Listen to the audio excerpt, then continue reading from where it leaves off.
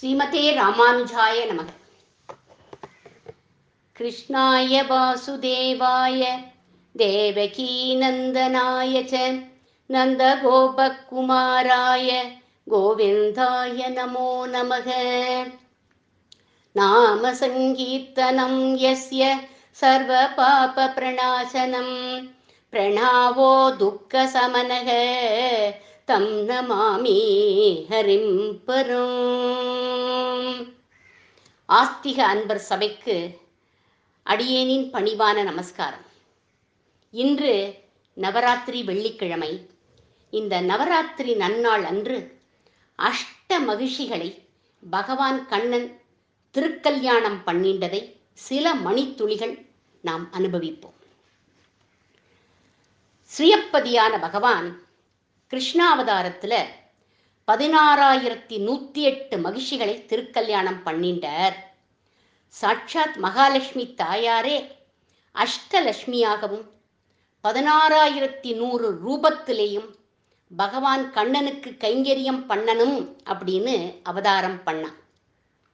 16,108 பேருக்கும் கண்ணபிரான் பிராணகாந்தனா இருக்கான்.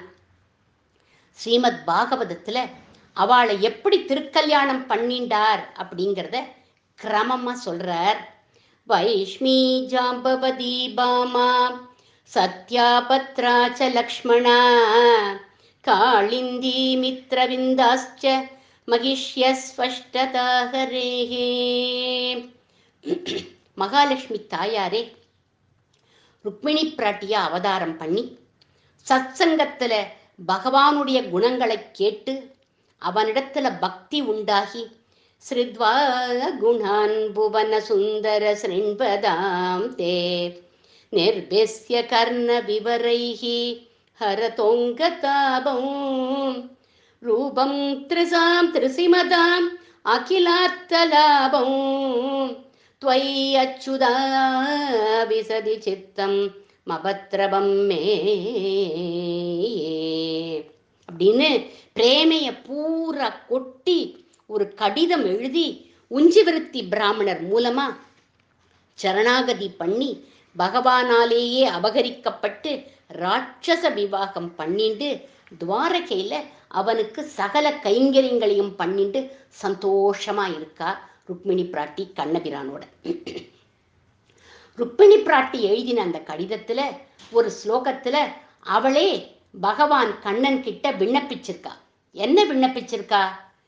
காத்வா முகுந்த மகதி குலசீல ரூப வித்யாபயோத்ரவிணதாமபிராத்மதுல்யம். உம்மை கண்டு லோகத்துல எந்த கன்னிகை தான் ஆசைப்பட மாட்டா? எல்லா கன்னிகைகளும் உம்மை கண்டு ஆசைப்படுவா. எனக்கு எப்படி நீர் அபயம் கொடுத்தேளோ, என்னை எப்படி நீர் சேர்த்துண்டீரோ அதே மாதிரியே அவளையும் சேர்த்துக்கணும் அப்படின்னு விண்ணப்பிக்கிறார் இந்த ஸ்லோகத்துல. அப்படி தேவியாலேயே சொல்லப்பட்டு சத்தியபாமா, ஜாம்பவதி, காளிந்தி முதலிய கன்னிகைகளை திருக்கல்யாணம் பண்ணிட்டான் கண்ணபிரான். பகவான் ஸ்ரீ கிருஷ்ணர் கிட்ட சௌலபியம் காம்பீரியம் ரெண்டுமே உண்டு. கோபாலனா இருந்தவன் இப்போ துவாரகாதீசனா பூபாலனா ஆயிட்டான். உக்ரசேனருக்கு முடிசூட்டினான். அவர் சதஸ்ல மந்திரியா இருக்கார்கள் பலராமரும் கிருஷ்ணரும். சமஸ்த ராஜ்யத்தையும் கண்ணன் தான் நிர்வாகம் பண்றான். துவாரகையில இருக்கிற யாதவர்கள் ஸ்ரீ கிருஷ்ணரை சர்வேஸ்வரன் அப்படின்னு புரிஞ்சுக்கல. என்ன, நம்மளை போல இவனும் ஒரு யாதவன், ஆனா கொஞ்சம் கெட்டிக்காரனா இருக்கான் அப்படின்னு தான் அவள்லாம் நினைக்கிறான். மகரிஷிகள் இவன் பகவான் அப்படின்னு சொல்லுவா. எல்லாரும் என்ன பண்ணுவா தெரியுமா? ஒரு சிரிப்பு சிரிச்சுட்டு பேசாம போயிடுவா. சில பேர் இவனை பார்த்து அசூயை வரப்படுறான். ஒரு நாளைக்கு கண்ணபிரான் சிம்மாசனத்துல சபையில உட்காண்டிருக்கான். சில யாதவாள்லாம் ஓடி வரா. ஓடி வரப்போதே கண்ணனை சோஸ்திரம் பண்ணிண்டே வர ஓடி வரா. நாராயணா நமஸ்தேஸ்து சங்க சக்கர கதாதர தாமோதராரவிந்தாக்ஷ கோவிந்த யதுநந்தனா. ஹே நாராயணா, சங்கு சக்கர கதாபாணே தாமோதரா கோவிந்தா அப்படின்னு சோஸ்திரம் பண்ணிட்டே வரார்கள். என்னடாப்பா என்னாச்சு உங்களுக்கு இன்னைக்கு, இப்படி என்ன சோஸ்திரம் பண்ணிட்டே வரேளே அப்படின்னு கேட்டான் கண்ணன். அதுக்கு அவ சொல்றா, ஏஷ ஆயாதி சபிதா துவாம் தித்ருச்சுஹு ஜகத்பதே. கண்ணா, உன்னை பார்க்கறதுக்கு சூரிய பகவானே வராறா அப்படின்னு சொன்னார்கள். கண்ணன் சிரிச்சுண்டே அவகிட்ட சொல்றான், சூரிய பகவான்லாம் இல்லடா, நம்ம சத்ராஜித் வரான்டா, நன்னா பாருங்கோடா எல்லாரும் அப்படின்னார். ஆமா, நம்ம சத்ராஜித்னா வரான் அப்படின்னார்கள். அவன் வரப்போதே சூரியன் பிரகாசிக்கிற மாதிரி ஒரு ஒளி. ஏன்னா சேமந்தகம் அப்படிங்கிற ஒரு மணியை கழுத்துல போட்டு இருக்கான் சத்ராஜித். அதுலேருந்து பிரகாசம் வீசறதான், அப்படி சூரிய ஒளி மாதிரி வீசறதான். வந்து உட்காண்டான் சத்ராஜித். எல்லாரும் அவனையே பார்க்கிறார்கள். சத்ராஜித் சொல்றான், நான் சூரியனை உபாசனை பண்ணேன், சூரிய பகவான் பிரத்யட்சமாகி இந்த மணியை எனக்கு கொடுத்திருக்கார்.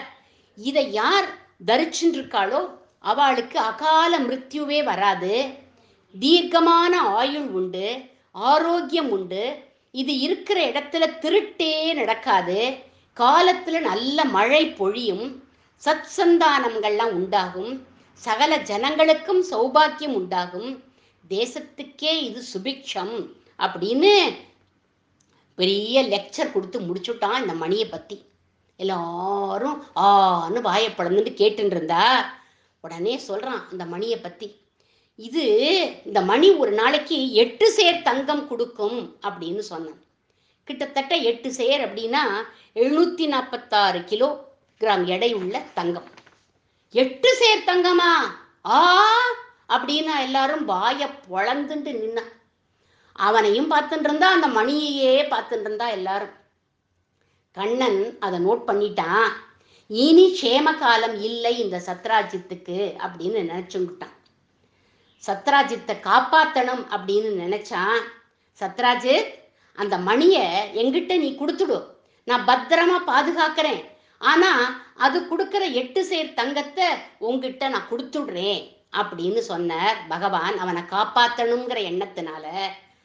அதுக்கு சத்ராஜித் சொல்றான், கண்ணா உங்ககிட்ட கொடுத்துடுவேன், ஆனா இது தேவ பிரசாதமாச்சே, நானே உங்களுடையவன் தானே அப்படின்னான். சரி, அப்ப நீனே வச்சுக்கோ அப்படின்னு சொல்லிட்டான் கண்ணன். சத்ராஜித் அந்த மணியை தன்னுடைய பீரோல கொண்டு போய் உள்ள வச்சுட்டான். அது கொடுக்கிற தங்கத்தால பெரிய பணக்காரன் ஆயிட்டான். நிலம் நீச்சு எல்லாம் வாங்கி போட்டான். நிறைய ஆபரணங்களை பண்ணி மனைவி குழந்தைகளுக்கெல்லாம் போட்டான். தானும் மோதிரம் என்ன செயின் என்னன்னு எல்லாம் போட்டுட்டு மினுக்கிறான். எல்லாரும் அவனையே முழிச்சு முழிச்சு பார்க்கறா. ஒரே பொறாமை அவன் பேர்ல எல்லாருக்கும். ஒரு நாளைக்கு சத்ராஜித்தோட தம்பி பிரச்சேனன் அவன் வரான். அவன் சொல்றான், அண்ணா எனக்கு இன்னைக்கு பிறந்த நாள் அண்ணா, அந்த மணியை செத்த கூட நான் போட்டுக்கிறேன் அப்படின்னு கேட்டான். உடனே சத்ராஜித் பாவம் பிறந்த நாள்னு கேட்குறான் அப்படின்னு தாட்சண்யம், அதனால அந்த மணியை கொடுத்துட்டான், அவன் போட்டுக்கட்டும் அப்படின்னு. அந்த மணியை அவன் போட்டுட்டு அவன் என்ன பண்றான், வெளியில வந்திருக்கான். வெளியில வரப்போது எல்லாரும் இவனையே பார்க்கறான். இவங்கிட்டையும் ஒரு மணி இருக்கு போல இருக்கு அப்படின்னு அவள்லாம் நினைச்சுண்டா. கிருஷ்ணனை உபாசனம் பண்ணி என்ன பிரயோஜனம், சூரிய உபாசனம் பண்ணி இருந்தா வீட்டுக்கு ஒரு மணி கிடைச்சிருக்குமே அப்படின்னு அவள்லாம் நினைக்கிறான். இந்த பிரசேனன் அந்த மணியை போட்டுண்டு காட்டு பக்கமா வேற போனான். ஒரு சிம்மம் இந்த மணியை பார்த்துட்டு ஏதோ மாமிசம்னு நினைச்சு அவனை அடிச்சுட்டு அந்த மணியை தூக்கிண்டு போயிடுது. அவன் திரும்பியே வரல. எல்லாரும் உடனே குச்சு குச்சுன்னு பேசிட்டான். கண்ணன் தான் இந்த மணியை திருடிட்டான். அன்னைக்கே இந்த கண்ணன் கேட்டான் சத்ராஜித் கிட்ட, அவன் கொடுக்க மாட்டேன்னு சொல்லிட்டான், அதனால கண்ணன் திருடிட்டான்னு அவன் பேர்ல எல்லாரும் பழி சொல்லி குச்சு குச்சுன்னு ஒத்தர் கொத்தர் பேசிட்டான். ஆனா நேர போய் கண்ணன் கிட்ட சொல்லல. கண்ணனுக்கு காதுல விழுந்துடுத்து இது.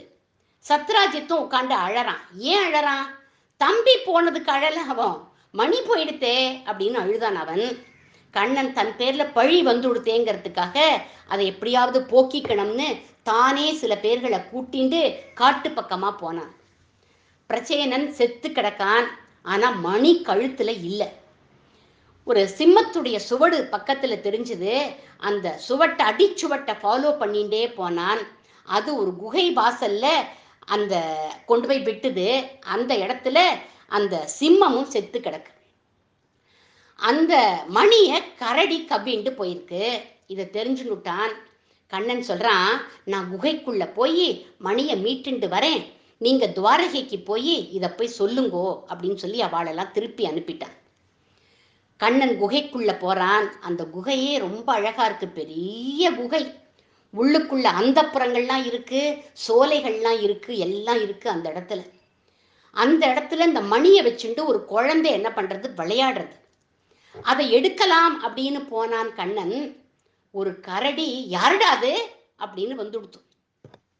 கண்ணன் சொல்றான், இது என்னோட மணி, இதை கொண்டு போகிறதுக்காக வந்தேன் அப்படின்னு சொன்னான் அந்த கரடி கிட்ட.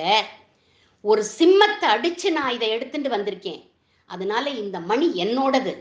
நீ ஒரு சத்திரியனா இருந்தா என்னோட சண்டை போட்டு உன்னோட பலத்தை நிரூபிச்சு இந்த மணியை எடுத்துட்டு போ அப்படின்னு சொல்லிட்டு. அந்த கரடி யார் அப்படின்னா ஜாம்பவான். 3 யுகமா இருக்கார் அந்த ஜாம்பவான். கிருத்த யுகத்துல பகவான் திருவிக்கிரம அவதாரம் எடுத்த போது கழுத்துல ஒரு பெரிய பறைய கட்டிண்டு பல தடவை அந்த திருவிக்கிரமனை பிரதட்சணம் பண்ணி வந்தவர். திரேதா யுகத்துல ராமருக்கு சகாயம் பண்ணினவர் இந்த ஜாம்பவான். இப்போ துவாபர யுகத்திலையும் அவர் இருக்கார், அந்த குகைக்குள்ள இருக்கார். உடனே பகவானுக்கும் அந்த கரடிக்கும் ஜாம்பவானுக்கும் 18 நாள் யுத்தம் நடந்தது. ஜாம்பவான் சளைக்கவே இல்லை. முஷ்டியாலேயே கண்ணனை அடிக்கிறார். எப்படி அடிக்கிறார் அப்படின்னா, விபோ ரகுபதே ஹரேஹே ஜய ஜயா அப்படின்னு சொல்லிண்டே, பகவன் நாமாவை சொல்லிண்டே முஷ்டியால கண்ணனை அடிக்கிறார். பகவானும் மார்பை காண்பிக்கிறானா. ஏன் அப்படின்னா, நாம சங்கீர்த்தனம் பண்ணிட்டு முஷ்டி பூஜை பண்றார் ஜாம்பவான் அப்படின்னு. புஷ்பம் தான் போடணுங்கிற அவசியம் இல்லை. பீஷ்மர் கூட இந்த மாதிரிதான் அம்பாலியே தான் அடிச்சார் கண்ணனை. அதனால தன்னோட மார்பை காண்பிக்கிறானா கண்ணபிரான். இப்படி அடிச்சு முடிச்சு களைச்சு போயிட்டார் ஜாம்பவான். அப்போ நினைக்கிறார், என்னோட யுத்தம் பண்றது யாரு, ஒரு மனுஷன் எனக்கு சமமா யுத்தம் பண்ண முடியுமா அப்படின்னு நினைச்சுக்கிறார். யஸ்யேஷதுத்கலிதரோஷகடாட்சமோட்சைஹி வர்மாதிசதுஷுபிதனக்ரதிமிங்கிலோக்திஹி சேதுக்ருதக ஸ்வயச உஜ்வலிதாச்சலங்கா ரட்சசிராம்சி புவி பேதுரிஷுச்சதானி. எந்த பிரபுவோட புருவ நெருப்புக்கு பயந்துண்டு சமுத்திரமே வழிவிட்டுதோ, உலகம் உள்ள அளவும் இது சேதுன்னு புகழராப்ல சேது பந்தனம் எவரால செய்யப்பட்டதோ, தன்னுடைய அட்சயமான அம்புகள்னால ராட்சசர்களுடைய தலையை உதிர்க்கப்பட்டதோ, அப்பேற்பட்ட அபரிமிதமான பலபராக்கிரம கோதண்டபாணியை தவிர என் எதிரில் யார் நிற்க முடியும் அப்படின்னு நினைச்ச இவர் சவால் விட்டாரோ இல்லையோ, எதிரில் கோபாலனை காணல, கோதண்ட ராமனா காட்சி கொடுத்துட்டார். பிரபு நீங்களா அப்படின்னு சரணத்துல விழுந்து குமுறி குமுறி அழுதார் ஜாம்பவான். பிரபு ராமன் வந்திருக்கேன்னு சொல்லக்கூடாதா அப்படின்னு அழுதார். பிரபு ராமச்சந்திரமூர்த்தி சொல்றார், ராம அவதாரத்துல உமக்கு அதிக வாய்ப்பு கொடுக்கலைங்கிற குறை எனக்கு இருந்தது ஜாம்பவா. நீர் வயசானவராச்சேன்னு உங்களை உட்காத்தி வச்சுட்டேன். ஆனா அப்ப சொன்னேன், உங்களோட பலத்துக்கு சமமானவா எதிர்கட்சியில இல்ல, சமமான பலம் உடையவன் நான் ஒருத்தன் தான், என்னோட யுத்தம் பண்ணலாம்னு சொன்னேன். ஆனா உமக்கு கூச்சமா இருந்தது அந்த அவதாரத்துல. அந்த யுத்த ஆசைய இப்ப நிறைவேற்றணும் அப்படின்னு தான் இந்த அவதாரமே. அதனால தான் யுத்தம் பண்றதுக்காக வந்தேன் அப்படின்னு சொன்னான். ஜாம்பவான் சந்தோஷப்பட்டார். சயமந்தக மணியை அர்ப்பணம் பண்ணினார். அவருடைய பெண்ணான ஜாம்பவதியையும் கல்யாணம் பண்ணி கொடுத்தார். கண்ணன் மணியோட வரார். ருக்மிணி பிராட்டி ஜாம்பவதியை சந்தோஷமா ஏத்துண்டா. சத்ராஜித்த சபைக்கு வர சொன்னான் கண்ணன். எல்லார் முன்னாடியும் நடந்ததெல்லாம் சொல்லி ஜாம்பவானை ஜெயிச்சு இந்த மணியை நான் கொண்டு வந்திருக்கேன், அதனால இது என்னுடையது. ஆனா இந்த மணியை காட்டிலும் ஜாம்பவதி அப்படிங்கிற மணி எனக்கு கிடைச்சாச்சு, அதனால இதை நான் சத்ராஜித் கிட்ட திருப்பி கொடுக்கிறேன் அப்படின்னு சபையறிய எல்லார் முன்னாடியும் திருப்பி கொடுத்துட்டார். வெட்கி தலை குனிஞ்சான் சத்ராஜித். துவாரகாபதியோட பகை வந்துடுதே, ஜனங்களும் என்னை ஏளனமா பார்க்கறாளே, என்ன பண்ணினா கண்ணன் மகிழ்வான்னு யோஜனை பண்ணி, தாஸ்யே துஹிதரம் தஸ்மே ஸ்ரீரத்னம் ரத்னமேவச்ச, ரத்தனம் போன்ற என் பெண்ணையும் இந்த ரத்தனத்தையும் கண்ணனுக்கு அர்ப்பணிப்பேன், அதுதான் மன அமைதிக்கு வழி அப்படின்னு நேர கண்ணன் கிட்டேயே போய் இதை சொல்றார். கண்ணனும் சத்ராஜித்தோட பெண் சத்யபாமையை கல்யாணம் பண்ணிண்டான்.